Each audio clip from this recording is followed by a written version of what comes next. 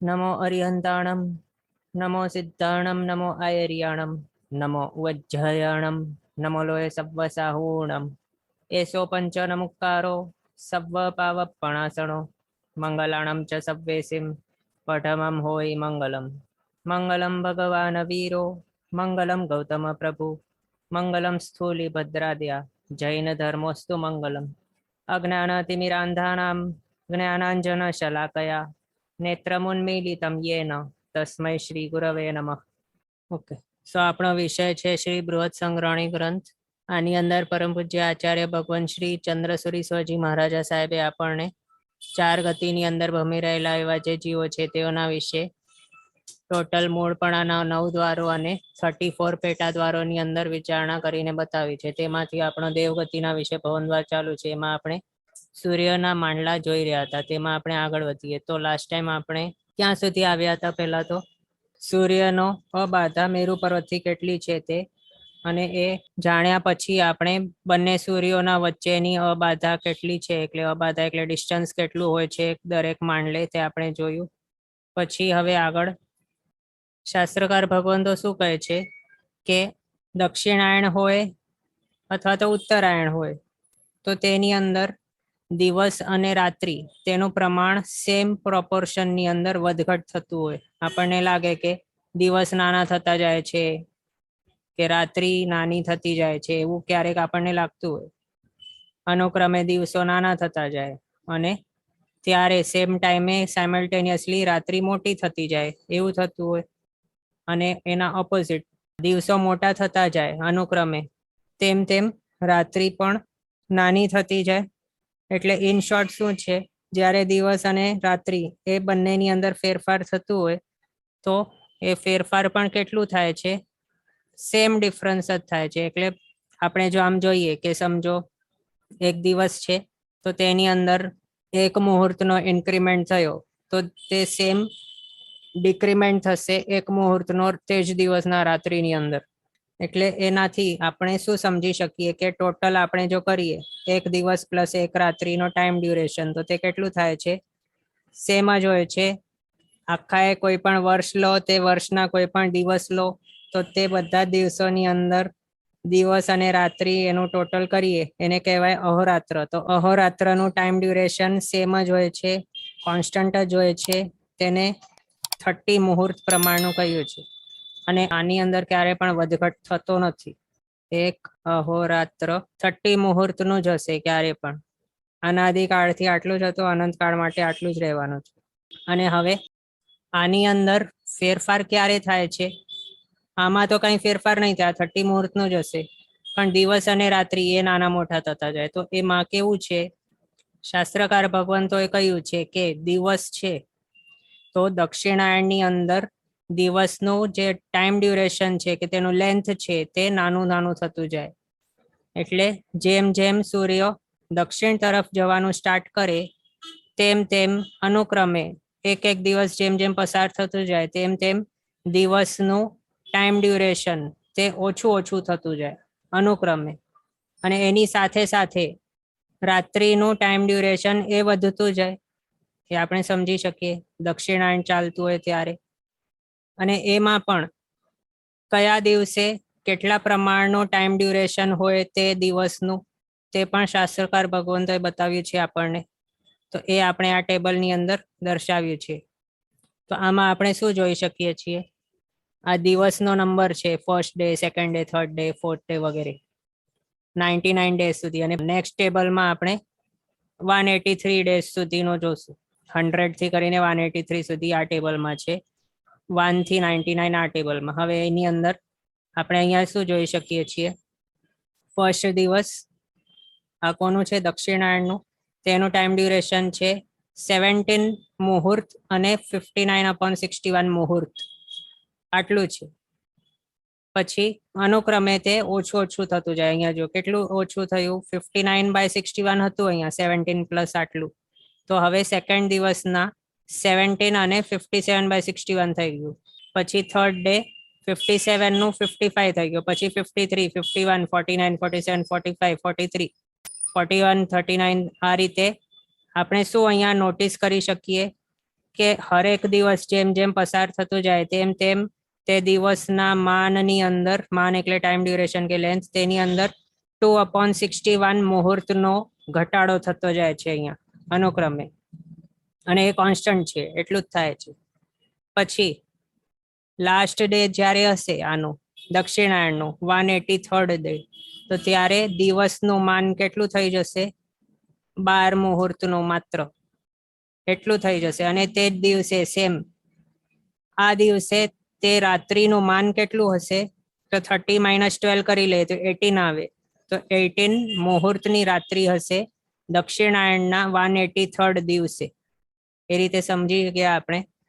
તો એના ઉપરથી આપણે આ આખો ટેબલ છે તે ફોર્મ કરી શકીએ. આખો ટેબલ કઈ બહાર કરવાની જરૂર નથી, પણ આપણને એમ ખ્યાલ આવે કે કેટલું પ્રમાણનું એટલે કેટલું મોટું દિવસ હોય, કયા કયા દિવસે દક્ષિણાયણના કયા કયા દિવસે તે દિવસનું ટાઈમ ડ્યુરેશન કેટલું હોય, તે આપણે ડિરેક્ટલી આને જોઈને જાણી શકીએ. તેના હિસાબે તેના માટે આ ટેબલ આપણે બનાવ્યું છે. અને જો આપને પણ આ ટેબલ બનાવવું હોય તો એ માટે અહીંયા નીચે આપણે ફોર્મ્યુલા લખીએ છીએ. શું છે ફોર્મ્યુલા?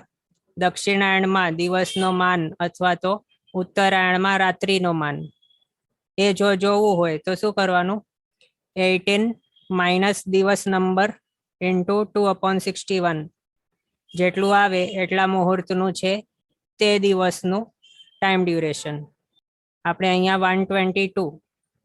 122nd ડે છે એના માટે એક્ઝામ્પલ લઈએ.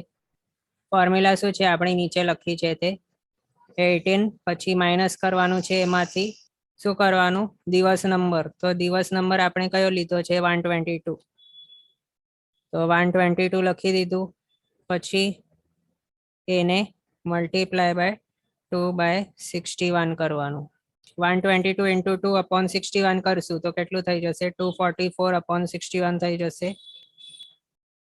હવે આને આપણે ડિવાઈડ કરી લઈએ તો આપણી પાસે આવી જાય 4, કારણ કે 61 4s are 244. તો એ આપણે અહીંયા લખી દઈએ. 18 માઇનસ અહીંયા 4 આવી ગયું, તો એ આપણે માઇનસ કરી લેશું તો કેટલું થઈ જશે? 14 થઈ જશે મુહૂર્ત. એ છે અહીંયા 122nd ડે નું 14 મુહૂર્ત પ્રમાણનું દિવસ. એટલે આ જે ફોર્મ્યુલા આપણે નીચે બતાવી છે એના દ્વારા આપ ફાઇન્ડ આઉટ કરી શકશો. એ માટે આપણને શું જાણવું જરૂરી છે કે જે પણ દિવસનું ટાઈમ ડ્યુરેશન આપણે ફાઇન્ડ આઉટ કરવું હોય તો તે માત્ર જોઈ લેવાનું કે કયો દિવસ છે તે ઉત્તરાયણ છે એટલે ઉત્તરાયણથી કેટલામો દિવસ છે અથવા તો દક્ષિણાયણથી કેટલામો દિવસ છે એ. અને આ ફર્સ્ટ હમણાં જે આપણે ફોર્મ્યુલા બતાડી 18 માઇનસ કરવાની, તો જ્યારે આપણને એ ફોર્મ્યુલા યુઝ કરવી હોય તો ત્યારે દક્ષિણાયણ સ્ટાર્ટ થયો ત્યાંથી કેટલામો દિવસ છે તે જોઈ લેવાનું, અને પછી એ દિવસનું આપ આ રીતે કેલ્ક્યુલેટ કરી શકો આ ફોર્મ્યુલા દ્વારા. અને આ સેમ ફોર્મ્યુલાથી આપણે શું બીજું પણ જોઈ શકીએ? ઉત્તરાયણમાં રાત્રિનો માન એ આપણે જોઈ શકીએ, કારણ ઉત્તરાયણની અંદર શું થાય છે? રાત્રિને માટે જોઈએ તો જેમ જેમ દિવસ મોટા થતા જાય તેમ તેમ અનુક્રમે રાત્રિ નાની થતી જાય. જે રીતે અહીંયા દક્ષિણાયણની અંદર દિવસો નાના થતા હતા તે રીતે. એટલે જો સમજો આ છે પહેલો દિવસ ઉત્તરાયણનો, તો ત્યારે રાત્રિનું માન કેટલું હશે? 17 અને 59/61 આટલું હશે. અને ત્યારે તે સેમ દિવસે દિવસનું માન કેટલું હશે ઉત્તરાયણનો જ્યારે રાત્રિ આટલી હશે ત્યારે? તો એ 30 - આ કરી લેવાનું તો પછી આવી જાય આપણી પાસે. અથવા તો આમ બીજું એ પણ કરી શકીએ શોર્ટકટ. કેવું કે 17 અને આ જે છે 59/61 એની અંદર આપણે 2/61 માત્ર એડ કરશું તો આપણી પાસે આવી જશે ને 18, અને 30 - 18 શું આવે? 12 આવે. તો એના હિસાબે આ માઇનસ કરીએ તો કેટલું આવવું જોઈએ? 12 અને 2/61 આવવું જોઈએ. તો એટલા પ્રમાણનું આવે છે. શું છે આ? 12 અને 2/61. એ ઉત્તરાયણની અંદર ફર્સ્ટ ડે હશે તો ત્યારે દિવસનું માન હશે. અહીંયા આપણે રાત્રિનું માન બતાવ્યું છે ઉત્તરાયણની અંદર, આ વાળું ફર્સ્ટ. હવે આગળ જોઈએ. અને આ આપ સમજી ગયા છો લગભગ તો બધાએ કે ઉત્તરાયણના તે સેમ નંબરના દિવસે તે રાત્રિનું માન ઇક્વલ્સ ટુ દક્ષિણાયણના તે સેમ નંબરના દિવસે દિવસનું માન. પછી આની અંદર આપણે તે દર્શાવ્યું છે ઉત્તરાયણની અંદર દિવસનું માન કેટલું હોય છે તે, અથવા તો દક્ષિણાયણની અંદર રાત્રિનું માન કેટલું હોય છે તે. હવે હમણાં જ આપણે આગળ શું જોયું, આ ટેબલની અંદર આપણે આ જોયું ને, ફર્સ્ટ દિવસ હોય દક્ષિણાયણનું, તો ત્યારે એ દિવસનું માન કેટલું છે 17 અને 59/61, અને તે જ દિવસે રાત્રિ કેટલી હોય તો હમણાં આપણે કેલ્ક્યુલેટ કર્યું ને, એના દ્વારા આપણે એ અનુમાન શું લગાડી શકીએ કે 30 માઇનસ આ કરશું તો 12 અને 2/61 આવશે. એનો મિનિંગ શું થયું કે દક્ષિણાયણની અંદર ફર્સ્ટ દિવસ છે ત્યારે એનું ટાઈમ ડ્યુરેશન આટલું હશે, તો રાત્રિનું ટાઈમ ડ્યુરેશન તે સેમ દિવસે કેટલું હશે તે દક્ષિણાયણે, તો 12 અને 2/61 એટલું હશે. તો તે જ અહીંયા આ ટેબલની અંદર જો અહીંયા આપણે બતાવ્યું છે લખીને. અને ઉત્તરાયણની અંદર શું થાય છે, દક્ષિણાયણની અંદર શું હતું, દિવસો નાના નાના થતા હતા, પણ ઉત્તરાયણની અંદર દિવસો અનુક્રમે મોટા થતા જાય છે, અને એમાં પણ સેમ પ્રોપોર્શન થી મોટા થતા જાય છે. 2/61 મુહૂર્ત એડ થતું જાય એક એક દિવસે એમ. અને સેમ સાયમલ્ટેનિયસલી તે રાત્રિ જેમ જેમ થતી જાય તેમ તેમ રાત્રિ કેવી હોય, દિવસ મોટું થતું જાય તેમ રાત્રિ નાની થતી જાય ઉત્તરાયણની, એ આપણે સમજી શકીએ. ઓકે, તો એના હિસાબે આપણે આગળ આ ફોર્મ્યુલા જોઈ, દક્ષિણાયણની અંદર દિવસનો માન અથવા તો ઉત્તરાયણની અંદર રાત્રિનો માન, એ જોયું 18 માઇનસ આ દિવસ નંબર ઇન્ટુ 2/61 એ કરવાનું. અને જો આપણને ઉત્તરાયણની અંદર દિવસનું માન જોવું હોય, એટલે આ વાળું જે ટેબલ છે તે જોવું હોય, અથવા તો દક્ષિણાયણમાં રાત્રિનો માન જોવું હોય, હા અહીંયા આપણે લખ્યું છે સેમ હોય છે, તો તેના માટે આ છે ફોર્મ્યુલા. શું કરી લેવાનું, 12 પ્લસ દિવસ નંબર ઇન્ટુ 2/61 એ કરી લેવાનું. આપણે એક્ઝામ્પલ કયો લઈએ, 61st લઈએ એક્ઝામ્પલ. તો એમાં ફોર્મ્યુલા શું છે, 12 પ્લસ દિવસ નંબર શું છે, દિવસ નંબર 61, અને મલ્ટીપ્લાય બાય શું કરવાનું, 2/61 કરવાનું છે. એ છે આપણી ફોર્મ્યુલા. અને આપણે આ કરશું તો શું આવી જશે, 12 પ્લસ આ 61 ઇન્ટુ 2/61 કરશું તો નીચેનો 61 અને આ 61 બંને ઉડી જશે અને બચશે 2. એ 2 આવી ગયું. 12 પ્લસ 2 ઇક્વલ્સ ટુ 14. તો આ છે આપણું 61st ડે નો 14 મુહૂર્તનો ઉત્તરાયણના દિવસનું માન. અને એ સેમ થાય છે દક્ષિણાયણની અંદર રાત્રિનું માન 61st અહોરાત્ર જ્યારે હોય તો 14 મુહૂર્તનું. આ હવે બધાને ક્લિયર હશે. એટલે હવે આપ પણ આ રીતના કયા કયા દિવસો છે એના વિશે આપ પણ જોઈ શકશો, કેટલામાં દિવસે કેટલું મોટું કે કેટલું નાનું દિવસ હશે કે કેટલી રાત્રિ હશે, એ બધું માત્ર આ બે ફોર્મ્યુલા એ ધ્યાનમાં રાખવાનું. અને બે પણ નહીં, એક જ માત્ર યાદ રાખશો તો પણ ચાલે.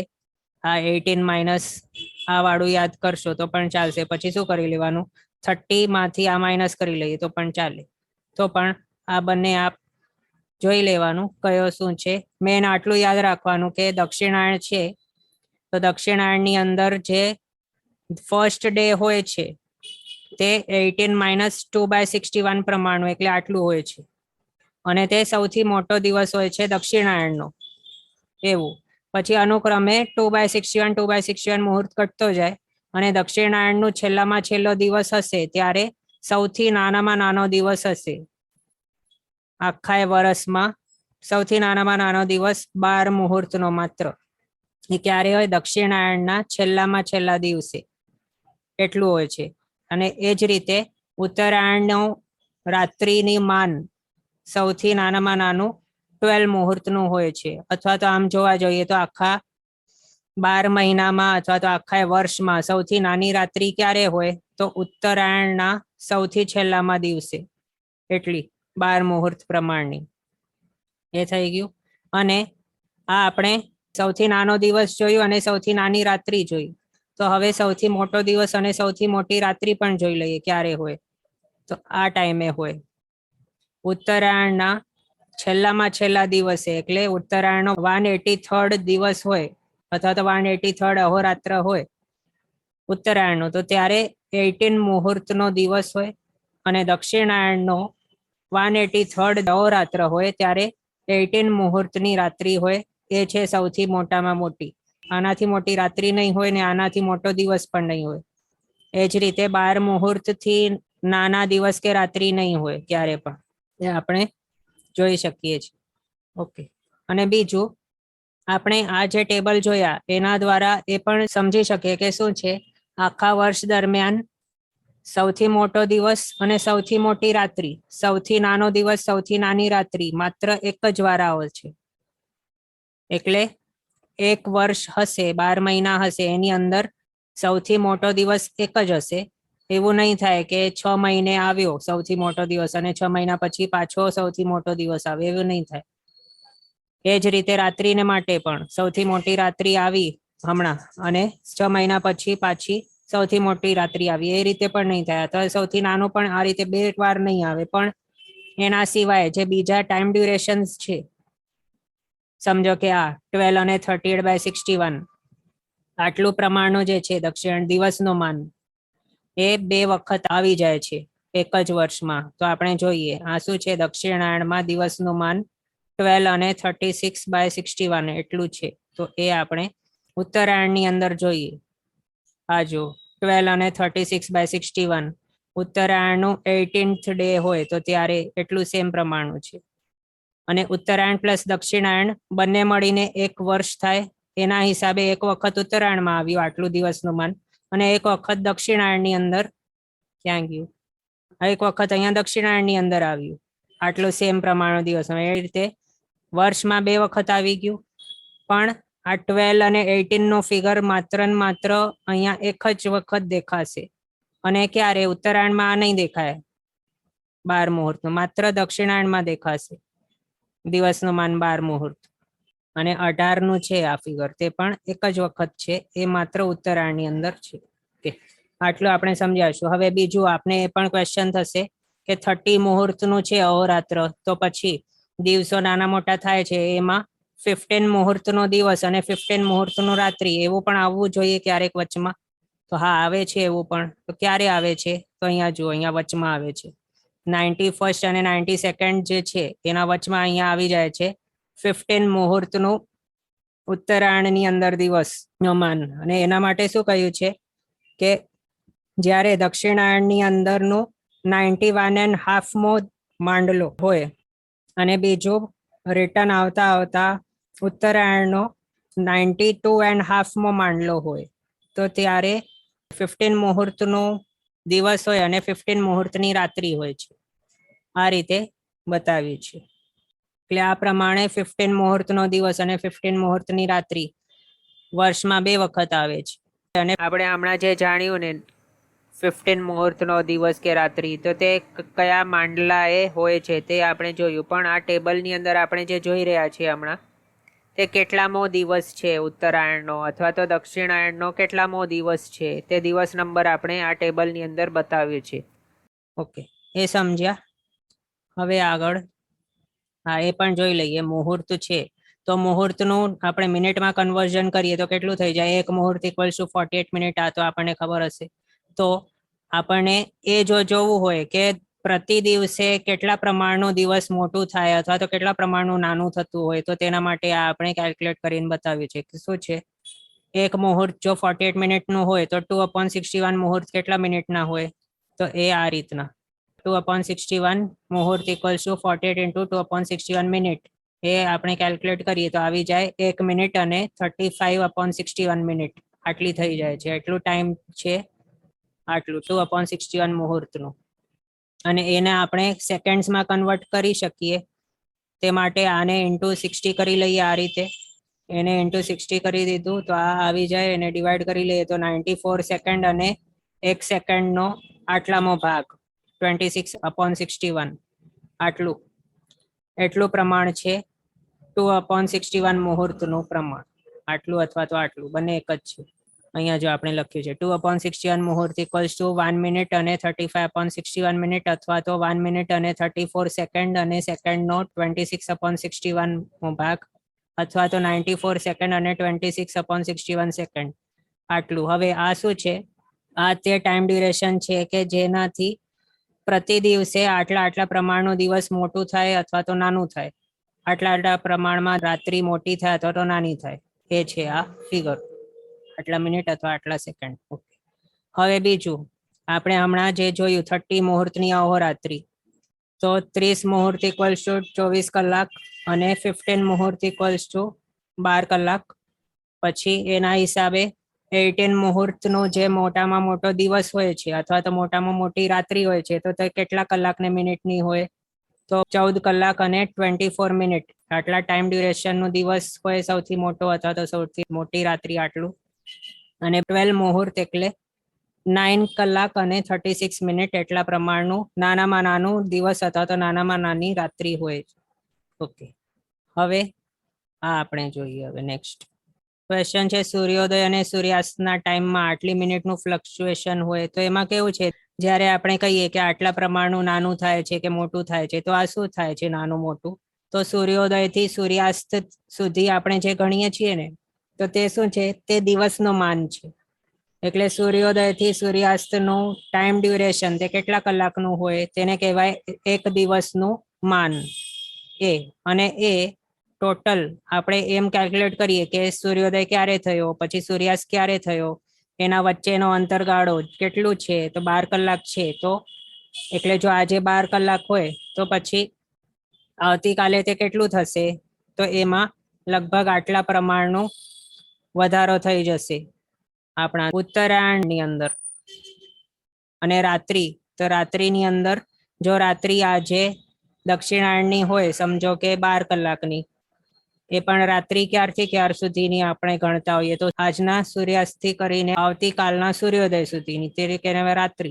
તે જો સમજો આજે 12 કલાકની છે, તો આવતીકાલે તેની અંદર ડિફરન્સ કેટલું થશે? ઉત્તરાયણની અંદર તો રાત્રિ છે તે નાની નાની થતી જાય છે, એટલે આટલું તે નાની થઈ જશે આવતીકાલે, એમ સમજવાનું. ઓકે, ક્વેશ્ચન છે હાઉ 34. અચ્છા, આ 34 તેનું ક્વેશ્ચન છે. તો આ શું છે? આપણે 1 મિનિટ અને 34 સેકન્ડ છે. આ આપણે શું કર્યું છે? 35/61 મિનિટ છે ને એને કન્વર્ટ કર્યું છે સેકન્ડ્સમાં. એટલે અહીંયા લખ્યું છે 1 મિનિટ 34 સેકન્ડ અને 26/61 સેકન્ડ. એ પણ આપણને કઈ રીતે આવ્યો? તો 35/61 એને આપણે ઇન્ટુ 60 કરી લઈએ, તો આપણી પાસે આવી જાય 2100/61, એટલા થઈ જાય સેકન્ડ્સ. પછી એને આપણે ડિવાઈડ કરી લઈએ, તો આપણી પાસે આવે 34 અને 26/61. તો આ છે સેકન્ડ્સ. એટલે આ 1 મિનિટ અને 34 સેકન્ડ અને સેકન્ડ્સનો આટલો ભાગ 26/61. ઓકે, હવે છે ને આપણે ડાયામીટર જોઈએ, એટલે કે પરિધિ. તો તે પરિધિ પણ શાની? તો તો અહીંયા આ છે આ ફોટો. આની અંદર આપણે જંબુદ્વીપની પરિધિ જોઈ હતી ને, કઈ રીતે ફાઇન્ડ આઉટ કરવાની. તો એ જ રીતે અહીંયા પરિધિ આપણે જ્યારે ફાઇન્ડ આઉટ કરવા જઈએ, કોની? તો આ માંડલાઓ છે તેની. તો તે માટે એ પણ પરિધિ શા માટે ફાઇન્ડ આઉટ કરવાની માંડલાઓની? તો તે માંડલો એટલે શું દર્શાવે છે? તે કે સૂર્ય કેટલું ડિસ્ટન્સ ચાલે છે, તેનું ભ્રમણ કેટલું થાય છે એક અહોરાત્રમાં, તે દર્શાવે છે આ એક માંડલો. અહીંયાથી કરીને અહીંયા સુધી પર્પલ વાળું જોઈએ તો, અને બ્લેક વાળું જોઈએ તો અહીંયાથી કરીને અહીંયા સુધી. એક અહોરાત્રમાં એક સૂર્ય કેટલું ચાલે છે, કેટલું ડિસ્ટન્સ, તે છે આટલું પ્રમાણનું. અને તે આપણને જો જોવું હોય કેટલું ડિસ્ટન્સ ચાલે છે, તો તેના માટે આની પરિધિ આપણે ફાઇન્ડ આઉટ કરીએ તો આપણને ખબર પડી જાય. એમાં પણ પરિધિ એટલે શું હોય છે? તો એક સર્કલ કોઈ હોય આવું, તો તેનો કમ્પ્લીટ સરકમફરન્સ આખું તેને કહેવાય તેને પરિધિ. તો આપણે જો આ માંડલા છે તેની પરિધિ ફાઇન્ડ આઉટ કરશું તો આપણને શું મળી જશે? આપણને એ મળશે કે એક સૂર્ય અહીંયાથી ચાલ્યો અને અહીંયા પહોંચ્યો, અને બીજો સૂર્ય અહીંયાથી ચાલ્યો અને અહીંયા પહોંચ્યો, એટલું પ્રમાણનું આપણને ડિસ્ટન્સ મળી જશે. અને એમાં પણ આપણને જો માત્ર એક જ સૂર્યનું જોવું હોય કે તે અહીંયાથી અહીંયા સુધી કેટલા ટાઈમમાં પહોંચી જાય, અથવા તો કેટલું ડિસ્ટન્સ તે ચાલે આટલા પ્રમાણમાં, તો પછી એમાં તો કેવું થઈ જશે? તેનો માંડલો પછી વધી જશે ને, એટલે અહીંયા આપણે આ જે પરિધિ કહીએ છીએ ને હમણાં, તો તે પરિધિ શાના માટે છે? બંને સૂર્ય કેટલું ચાલે છે? એક અહોરાત્રમાં, જ્યારે તે માંડલે હોય તો. અને એમાં પણ આપણે આગળ જાણ્યા મુજબ સૌથી બાજુવાળો જે છે આ સર્વાભ્યંતર માંડલો, મેરુ પર્વતથી સૌથી બાજુવાળો, તો તેની અંદર સૂર્યની ગતિ કે સ્પીડ તે ઓછી હોય છે, અને અનુક્રમે જેમ જેમ તે બાર જતું જાય, બારના માંડલે, તેમ તેમ તેની સ્પીડ વધતી જાય છે.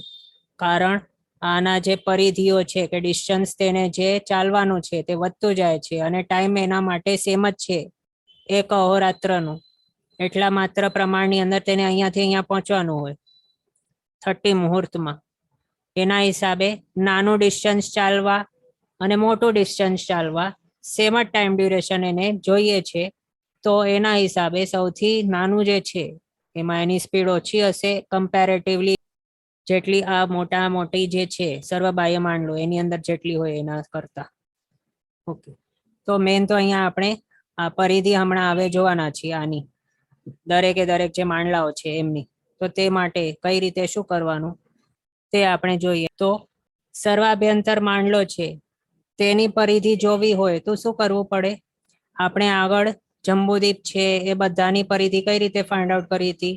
તો તે આ ફોર્મ્યુલા હતું ને આપણી પાસે, ગાથા છે લઘુ સંગ્રહણી ગ્રંથની અંદર, વિખંભ વગ્ગ દહગુણ કરણી વટ્ટસ પરિરહ હોય, એટલે કે ડાયામીટર હોય કોઈ સર્કલનું, એનું સ્ક્વેર કરવાનું અને ઇન્ટુ 10 કરીને આખા એનું સ્ક્વેર રૂટ કરી લેવાનું, તો તે થાય છે તે સર્કલનું સરકમફરન્સ. તો એ જ અહીંયા આપણને ફોર્મ્યુલા એપ્લાય કરવી પડશે. તે માટે શું જોઈશે? આપણને ડાયામીટર જોઈશે તે સર્કલના. અને અહીંયા પણ આપણે સર્કલ શા માટે કહીએ છીએ? કારણ કે આપણને એમ લાગશે કે તે સર્કલ આખું થોડી છે. એક તો સૂર્ય અહીંયાથી અહીંયા ગયો, ભારત સૂર્ય, અને બીજો ઐરવત સૂર્ય અહીંયાથી અહીંયા આવ્યો. તો એ આખો સર્કલ ક્યાં છે? તો નહીં, એ છે સર્કલ. કઈ રીતે? આપણે જો આને લઈને આમ પાછળ કરી લઈએ તો પછી અહીંયા કનેક્ટ થઈ જાય, આ બંને છે તે આમ કરીને, એટલે તે સર્કલ ફોર્મ કરી લે બંને સંયુક્તપણે. આમ છે તે, એને લઈને આ કરી લઈએ આમ, તો થઈ ગયું સર્કલ. તો આ જ સર્કલ જે છે એનું આપણને ફાઇન્ડ આઉટ કરવાનું છે પરિધિ. તો તે માટે શું કરવાનું? એનું ડાયામીટર ફાઇન્ડ આઉટ કરવાનું. કેટલું છે? તો તે ડાયામીટર આપણે આગળ તેનું ટેબલ આખું જોઈ ગયા છીએ. હવે આપને એમ વિચાર આવશે કે ડાયામીટર ક્યાં આપણે જોયું છે? તો હા, જોયું છે આપણે. તો તે શું હતું ડાયામીટર? એટલે તો બે સૂર્યના વચ્ચેનો અબાધા, તેને જ કહેવાય છે ડાયામીટર, તે માંડલાઓનું. આ આખું આપણે જોયું હતું, અને એની ફોર્મ્યુલા પણ આપણે આ રીતે જોઈ હતી. જંબુદીપના બે સૂર્ય કેટલી અબાધાય હોય ત્યારે કયો મંડળ શરૂ થતું હોય. તો આ શું છે બીજા વર્ડ્સમાં? તે માંડલાની વિષ્કંભ છે અથવા તો ડાયામીટર છે. તો હવે આપણને સૌથી સર્વાભ્યંતર માંડલો આ વાળો જે છે તેનું આપણને ખબર છે કેટલું છે? 99640. આમ તો બધાનું ખબર છે, તો પણ સૌથી નાનું જે છે આ વાળું તે હમણાં લઈએ. 99640 આટલી અબાધા, એટલે કે આટલું ડાયામીટર સર્વાભ્યંતર માંડલાનું. એના ઉપરથી હવે આપણને શું કરવું? તો સર્વાભ્યંતર માંડલાનું સરકમફરન્સ કે પરિધિ ફાઇન્ડ આઉટ કરવા. હવે એમાં આ ફોર્મ્યુલા છે એની અંદર આપણે આને અસાઇન કરી લઈએ. તો શું કરવું પડે? 99640 ઇન્ટુ 99640 ઇન્ટુ 10 ઇક્વલ્સ ટુ આટલા થઈ ગયા છે. હવે આ જે ફિગર છે એનું આ રીતે સ્ક્વેર રૂટ ફાઇન્ડ આઉટ કરવાનું સ્ટાર્ટ કરવાનું. એ માટે સૌથી પહેલા શું કરવાનું?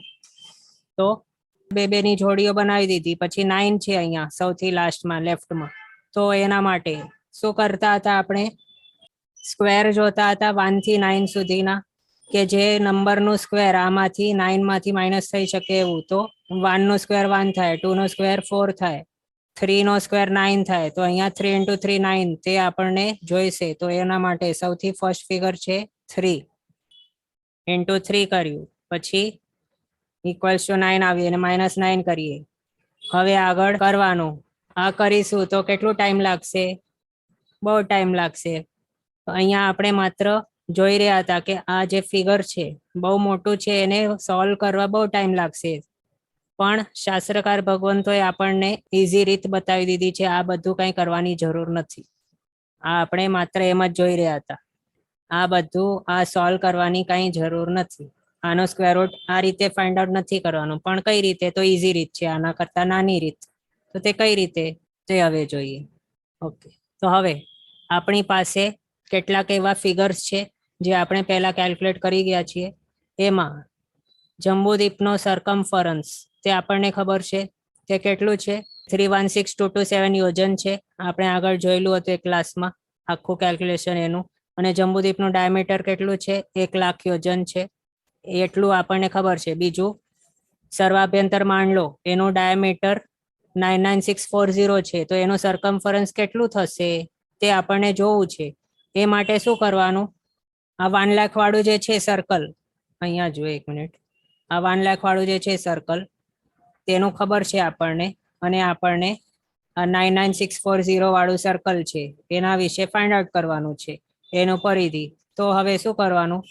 તો એક એવું સર્કલ લેવાનું કે જેનું ડાયામીટર કેટલું હશે? તો 1,00,000 minus 99640 equals to 360. તો 360 ડાયામીટર વાળું એક આ સર્કલ લેવાનું. પછી એ જે સર્કલ છે 360 યોજન ડાયામીટર વાળું, એની પરિધિ ફાઇન્ડ આઉટ કરવાની. પછી એ જે મળ્યું એને 316,227 એટલે કે આ 1,00,000 વાળામાંથી માઇનસ કરી લેવાનું.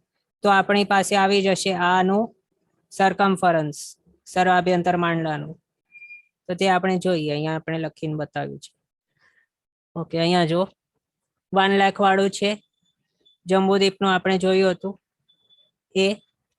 તો આ જે 1,00,000 ડાયામીટર છે અને આપણને આનું ફાઇન્ડ આઉટ કરવાનું છે. આને આપણે જો માઇનસ કરીએ તો આવી જાય 360, અથવા તો આ રીતે પણ આપણે એને લખી શકીએ 1,00,000 ડાયામીટર માઇનસ 360 નું ડાયામીટર ઇક્વલ્સ ટુ ડાયામીટર આટલા વાળું સર્કલ તે છે.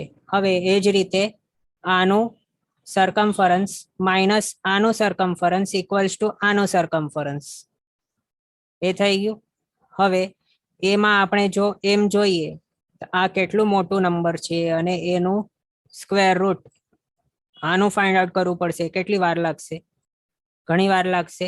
તો એના કરતા છે શોર્ટકટ આ 360 નું માત્ર ફાઇન્ડ આઉટ કરી લેવાનું કેટલું છે સરકમફરન્સ, અને પછી આ 1,00,000 વાળું જે છે 316,227 એમાંથી માઇનસ કરી લેવાનું. બસ પછી આવી જશે આનું. તો એ હવે જોઈએ કે સરકમફરન્સ 360 ડાયામીટર વાળા સર્કલનું કેટલું છે તે. એ માટે આપણે જે જોયું હતું આગળ તે પદ્ધતિ સ્ક્વેર રૂટ ફાઇન્ડ આઉટ કરવાની, એ સેમ પદ્ધતિથી આ રીતે કરવાનું. એ માટે શું છે ફોર્મ્યુલા? તો વિખંબ વગદ ગુણ કરણી વટ્ટસ પરિરહ હોય એટલે કે વિષ્કંભ, વિષ્કંભ એટલે ડાયામીટર, તે કેટલું છે 360, એનો વર્ગ કરવાનો એટલે 360 into 360, એનો 10 ગુણ 10 ગુણ્યો કરવાનો એટલે 360 into 360 into 10. હવે એનો સ્ક્વેર રૂટ ફાઇન્ડ આઉટ કરવાનો આ રીતે. આ આપણે મલ્ટીપ્લાય કરશું તો આપણી પાસે આ આવશે 1296000. આ કેટલું નાનું ને ઈઝી ફિગર છે, એનું માત્ર સ્ક્વેર રૂટ ફાઇન્ડ આઉટ કરી લેવાનું. પછી એ 316,227 માંથી માઇનસ કરવાનું. હવે આ આપણે જોઈએ આમાં સ્ટાર્ટિંગ કઈ રીતે કરવાની. તો જે પણ છે આખો ફિગર એના બે ના જોડકા અહીંયા રાઈટ સાઈડ થી બનાવી લેના. પછી એક અહીંયા એકલો બચી જાય છે લેફ્ટમાં જોવાનું, સૌથી લેફ્ટમાંની જે જોડી કે પેર કે જે પણ હોય ગ્રુપ તે જોવાનું. પણ અહીંયા એક 1 છે તે એકલો છે તો એને એ રીતે જ લેવાનું. તો 1 થી 9 સુધી એવો કયો નંબર છે કે જેનો સ્ક્વેર 1 માંથી માઇનસ થઈ શકે? તો એ 1 જ છે. તો 1 into 1 equals to 1 કર્યું, 1 0 થઈ ગયો માઇનસ થઈને, પછી 29 નીચે ઉતાર્યો. હવે આગળ આપણી પાસે જે ફોર્મ્યુલા હતી divisor plus dividend into 10 plus question mark અને પછી ઇન્ટુ ક્વેશ્ચન માર્ક, એ કરી રહ્યા હતા. એના હિસાબે આપણી પાસે અહીંયા થોડુંક લખી લઉં, પછી આ આપણે પદ્ધતિ આગળ જ જોઈ લીધી છે એટલે આમાં આપણે વધારે ટાઈમ નથી લેવાના. 1 plus 1 આ છે 1 ડિવાઇઝર અને આ કોશન્ટ, એ 1 plus 1 થઈ જાય 2, પછી એને ઇન્ટુ 10 કરવાનું તો થઈ જાય 20, પછી પ્લસ ક્વેશ્ચન માર્ક કરવાનું. તો ક્વેશ્ચન માર્કના ઠેકાણે શું આવવું જોઈએ? તો અહીંયા આપણે જોઈશું 29 ને ડિવાઈડ કરવાનું છે આ જે પણ આવશે એનાથી. તો આપણે જો અહીંયા ક્વેશ્ચન માર્કના ઠેકાણે 2 લીધું તો 22 into 2 કરવું પડશે 44, એમાંથી માઇનસ નહીં થઈ શકે એટલે અહીંયા ક્વેશ્ચન માર્કના ઠેકાણે 1 લેવાનું. તો 20 plus 1 કરવાનું અને જે ક્વેશ્ચન માર્કના ઠેકાણે લીધું એ સેમ થી અહીંયા મલ્ટીપ્લાય કરવાનું આ રીતે. તો 21 into 1 એ આવી જાય 21, તો એ અહીંયા આપણે લખી દીધું, અહીંયા 21 અને 1 જે લીધું તે અહીંયા 1 લખ્યું, માઇનસ કરીએ તો 8 આવે, પછી 60 નીચે ઉતારવાનું, અને અહીંયા જે પદ્ધતિ બતાવીએ સેમ થી આમ કરીને આપણે કરીએ તો આપણી પાસે ફાઇનલી આ આન્સર આવી જાય 1138 એઝ અ હોલ નંબર, અને આટલું રિમાઇન્ડર બચી જાય આપણી પાસે 956. એટલું એ આપણે એઝ એન આન્સર આ રીતે લખી શકીએ. હોલ નંબર જે છે અહીંયા ક્વેશ્ચન તે અહીંયા લખી લેવાનું, પછી રિમાઇન્ડર આ રીતે લખવાનું, અને જે ફાઇનલ અહીંયા હતો ડિવાઇઝર છેલ્લામાં છેલ્લો, તેની અંદર છેલ્લામાં છેલ્લો ક્વેશ્ચનનો ડિજિટ એટલે 8 એ એડ કરી લેવાનું, અને એને એઝ અ ડિનોમિનેટર લખી લેવાનું. તો આ આવી જાય આપણી પાસે આન્સર. પછી આને આપણે સિમ્પ્લિફાય કરી શકીએ. 956 છે અને 2276 છે, એ બંનેને ડિવાઈડ બાય 4 કરીએ તો આટલું આવી જાય 956 ડિવાઈડ બાય 4 239, અને 2276 ડિવાઈડ બાય 4 569 એટલું આવી જાય. એટલે આપણી પાસે શું આવી ગયું? circumference of a circle with diameter 360 કેટલું હોય તેનું circumference આટલું હોય. એમાં હવે 1138 યોજન તે આપણને અહીંયા કન્સિડર કરવાનું, આપણને આગળના કેલ્ક્યુલેશન્સમાં ઈઝી પડે તે માટે. પણ એ પણ સાથે ધ્યાનમાં રાખવાનું કે અહીંયા આપણને એક ફ્રેક્શન પણ આવ્યું હતું. કેટલું છે ફ્રેક્શન? 239 upon 569. એ લગભગ કેટલું થઈ જાય છે? 0.4 જેટલું થાય છે, એટલે હાફ થી ઓછો યોજન છે કંઈક જે ફ્રેક્શન છે તે આના એડિશનમાં. તો હવે આપણને શું કરવાનું? તો અહીંયા જે આ સરકમફરન્સ મળ્યું છે તેને આ રીતે 1 લાખ યોજન ડાયામીટર વાળો જંબુદીપનો જે સરકમફરન્સ હતું 316227, એમાંથી આ સર્કલ છે 360 ડાયામીટર વાળું, તેનું સરકમફરન્સ આપણે જે ફાઇન્ડ આઉટ કર્યું તેમાંથી ફ્રેક્શન હમણાં નહીં લેવાનું, નહીં તો આ બધા કેલ્ક્યુલેશનમાં પછી ત્રાસ થઈ જશે આપણને. એ માટે શાસ્ત્રકાર ભગવંતોએ આ રીતે બતાવ્યું છે આપણને. વ્યવહારિક રીતે ઇઝીલી આપણે સુગમતાથી આ બધું કરી શકીએ તે માટે ફ્રેક્શનને હમણાં નિગ્લેક્ટ કરી લેવાનું. અને 1138 માત્ર લઈએ તો માઇનસ કરી લઈએ, એના હિસાબે આપણી પાસે આવી જાય 315089 યોજન. હવે આ શું છે? તે છે સર્વાભ્યંતર માંડલાનો સરકમફરન્સ કે જેનો ડાયામીટર 99640 છે. તે એ આવી ગયું હવે આપણી પાસે. હવે નેક્સ્ટ આપણને એ જો જોવું હોય, આ તો કયું થયું? સર્વાભ્યંતર, એટલે ફર્સ્ટ માંડલો છે એનું છે આટલું સરકમફરન્સ કે પરિધિ કે ડિસ્ટન્સ કાપવાનું, તે આટલું છે. બંને સૂર્ય મળીને આટલું ડિસ્ટન્સ ચાલશે એવું છે. તો હવે અનુક્રમે જેમ જેમ આપણે આગળ જોયું હતું એ રીતે જેમ જેમ માંડલાઓનો નંબર વધતો જાય, એટલે ફર્સ્ટ હતું, પછી સેકન્ડ થયો, પછી થર્ડ થયો, તેમ તેમ માંડલા મોટા થતા જાય છે દક્ષિણાયણ વખતે. તો એના હિસાબે સેકન્ડ માંડલો છે તે પણ મોટું થશે, એનું ડાયામીટર એ કેટલું મોટું થશે? તો આમ છે જો જંબુદીપ, તો જંબુદીપના અહીંયાથી અહીંયા તો સમજો ફર્સ્ટ માંડલો, પછી નેક્સ્ટ માંડલો હશે તે અહીંયાથી અહીંયા સુધી હશે. એટલે પહેલો માંડલો છે તે બંને બાજુથી નાનું છે, સેકન્ડ માંડલો અહીંયાથી પણ મોટું થયું, અહીંયાથી પણ મોટું થયું, ને બંને બાજુથી. અને કેટલા પ્રમાણનું મોટું થયું? તો જેટલા પ્રમાણનું છે આ સૂર્યનો એક માંડલો પ્લસ તેનો એક આંતરો, એટલે 2 અને 40/61 યોજન અહીંયાથી મોટું થાય છે, અને અહીંયાથી એટલું જ પ્રમાણનું મોટું થાય. બંનેને આપણે એડ કરીને જોઈએ, 2 અને 48/61 ઇન્ટુ 2 કરીએ તો આપણી પાસે આ આવી જાય 5 અને 35/61 યોજન. એના હિસાબે આપણે જોયા મુજબ શું છે કે દરેક માંડલો નો ડાયામીટર આટલા આટલા પ્રમાણમાં વધતો જાય છે અનુક્રમે, એ છે. અને બીજા વર્ડ્સમાં આપણે આગળ ડાયામીટર નહીં જોયું હતું, પણ શું જોયું હતું? સૂર્યોની અબાધા જોયેલ હતી, અનુક્રમે આટલા આટલા પ્રમાણમાં વધતી જાય છે, સેમ કોન્સ્ટન્ટ છે આટલું જે ઇન્ક્રીમેન્ટ છે તે. અને એના હિસાબે સેકન્ડ માંડલો તેનું ડાયામીટર કેટલું થશે? તો ફર્સ્ટ સર્વાભ્યંતર માંડલો પ્લસ આ ફિગર થઈ જાય 99645 અને 35/61 યોજન, એ થઈ ગયું. તો હવે જે સર્કલનું આટલું ડાયામીટર છે તેનું સરકમફરન્સ કેટલું હશે? તો તેના માટે શાસ્ત્રકાર ભગવંતોએ બતાવ્યું છે કે તેનું ઇઝીલી આપણે હમણાં કઈ રીતે ફાઇન્ડ આઉટ કર્યું? 360 વાળું હતું, એના માટે કેટલું હતું સરકમફરન્સ? આટલું હતું. તો એ જ રીતે અહીંયા જેટલા પ્રમાણમાં ડાયામીટર વધ્યું છે તેટલા પ્રમાણનું ડાયામીટર વાળું કોઈક સર્કલ લઈએ અને પછી તેની પરિધિ ફાઇન્ડ આઉટ કરીએ તો તે કેટલી થઈ જાય? તો એ આટલી થઈ જાય, તે નાના સર્કલની કે જેનું ડાયામીટર આટલું હોય. એ થઈ ગયું. એના હિસાબે બીજું શું થયું કે જેમ જેમ માંડલાઓનો ડાયામીટર કે અબાધા વધતી જાય આટલા આટલા પ્રમાણમાં, તેમ તેમ તેમના સર્કમફરન્સની અંદર કે પરિધિની અંદર આટલા પ્રમાણની વૃદ્ધિ થતી જાય. એ થઈ ગયું કન્ક્લુઝન. એના હિસાબે સેકન્ડ માંડલો છે તેનું સર્કમફરન્સ કેટલું થઈ જાય? તો સર્વાભ્યંતર વાળું આ પ્લસ આ, તો થઈ જાય 315,106 યોજન અને 38/61 યોજન. આ થઈ ગયું. હવે આ કરતા કરતા કરતા સર્વબાહ્ય માંડલો હશે એનું સર્કમફરન્સ કે પરિધિ થશે 318,315 યોજન એપ્રોક્સિમેટલી. આનાથી કંઈક ન્યૂન હોય છે તે આપણે હમણાં જોવાના છીએ, કઈ રીતે શું અને શા માટે કંઈક ન્યૂન આપણે કહ્યું તે પણ. હવે બીજું આપણે જોઈએ. આ આપણે જોયું ને આટલા પ્રમાણનું. તો જે રીતે અહીંયા શાસ્ત્રકાર ભગવંતોએ બતાવ્યું કે આ 360 ડાયામીટર વાળું કોઈ હોય સર્કલ, એના સર્કમફરન્સ 1138 અને આટલું ફ્રેક્શનમાં આવે છે આટલા યોજનનું, તો પણ ફ્રેક્શન નિગ્લેક્ટ કરીને એનામાંથી માત્ર 1138 જે રીતે લીધું તે જ રીતે અહીંયા પણ માંડલાનો સર્કમફરન્સની અંદર જે વૃદ્ધિ થાય છે 17 યોજન અને 38/61 યોજન પ્રમાણની વૃદ્ધિ પર માંડલા જે થાય છે તેને પણ શાસ્ત્રકાર ભગવંતોએ સુગમતા રહે આપણા જેવા માટે તેઓએ શું કર્યું? એમ કીધું કે એઝ અ હોલ એપ્રોક્સિમેટલી 18 યોજન રાઉન્ડ ઓફ કરીને એટલા પ્રમાણની વૃદ્ધિ સમજી લો. એવી રીતે કહ્યું, આપણને કેલ્ક્યુલેશનમાં ઇઝી પડે તે માટે, સરળતા માટે. તો એ રીતે જો આપણે જોઈએ કે દરેક માંડલાએ તેના સર્કમફરન્સની વૃદ્ધિ 18 યોજન થતી જાય તો પછી એપ્રોક્સિમેટલી કયા માંડલાની પરિધિ કેટલી હશે? તો તે છે આ ટેબલની અંદર. આમાં કેવું છે, સર્વાભ્યંતર માંડલો 315,089 યોજન લીધું, પછી દર માંડલે 18 યોજનની વૃદ્ધિ કરી છે સુગમતા માટે.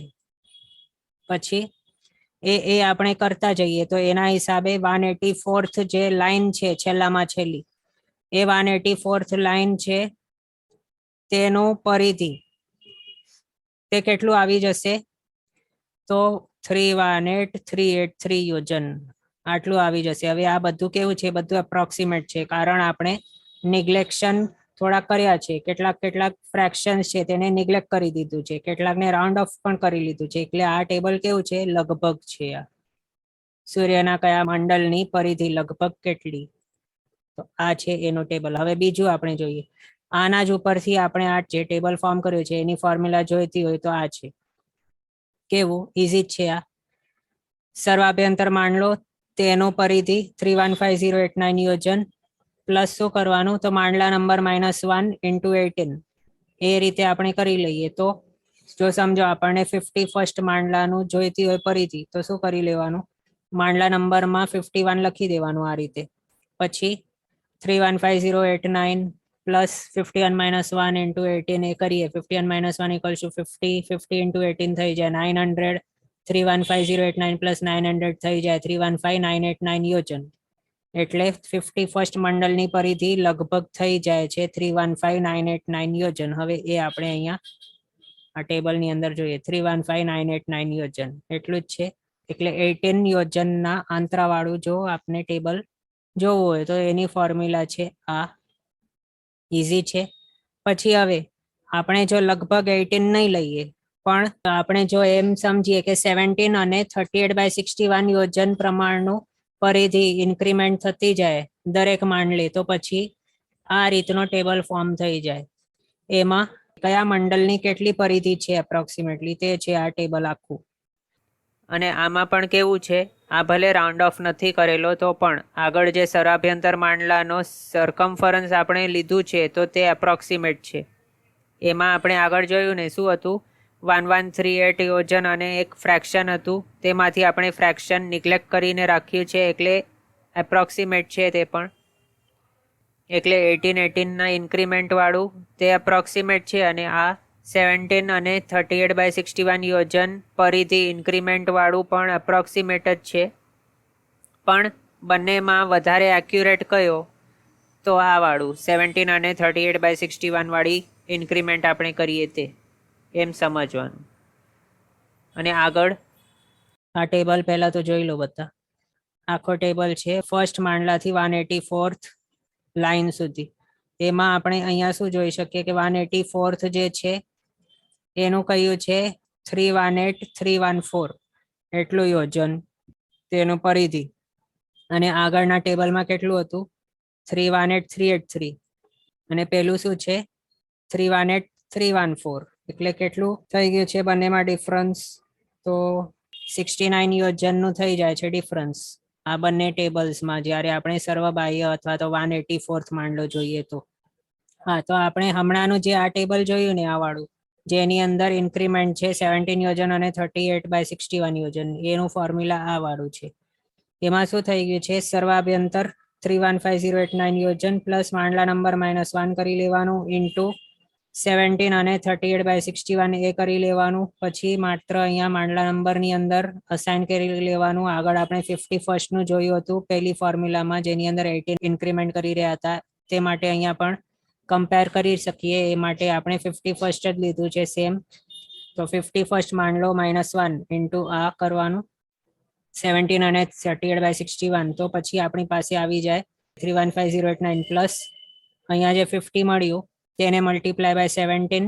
પછી અહીંયા આ શું છે મિક્સ્ડ ફ્રેક્શન છે એટલે અહીંયા વચમાં પ્લસ સાઇન હોય અને પ્લસ સાઇન હોય અહીંયા અંદર અને 12 વાળાને આપણે મલ્ટીપ્લાય કરીએ આના અંદર આની સાથે તો પછી શું કરવું પડે 50 ઇન્ટુ 17 આ રીતે કરવું પડે પ્લસ વચમાં હતું તે પ્લસ પછી 50 ઇન્ટુ 38/61 આ રીતે કરવું પડે. એ કરીશું તો 50 ઇન્ટુ 17 થઈ જાય 850 50 ઇન્ટુ 38/61 થઈ જાય 1900/61 એ થઈ ગયું. પછી 1900/61 ઇક્વલ્સ ટુ 31 અને 9/61 અને હવે માત્ર આ બધાને એડ કરી લઈએ તો આવી જાય 315970 યોજન અને 9/61 યોજન આ આવી જાય આપણી પાસે. એટલે 51st મંડળની પરિધિ 315970 અને 9/61 યોજન આટલી થઈ છે.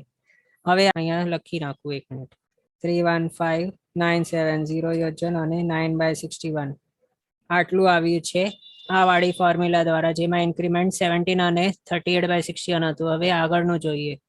આ જુઓ આગળ આપણે 18 નું ઇન્ક્રીમેન્ટ જોયું હતું એની અંદર કેટલું છે 315989 યોજન હતું અને હમણાં જે જોયું એની અંદર કેટલું છે 970 છે એટલે લગભગ 19 યોજનનો ડિફરન્સ છે અહીંયા બંનેનું કેલ્ક્યુલેટ કરીએ તેમાં એના હિસાબે શું થઈ જાય છે ડિફરન્સીસ થઈ જાય છે.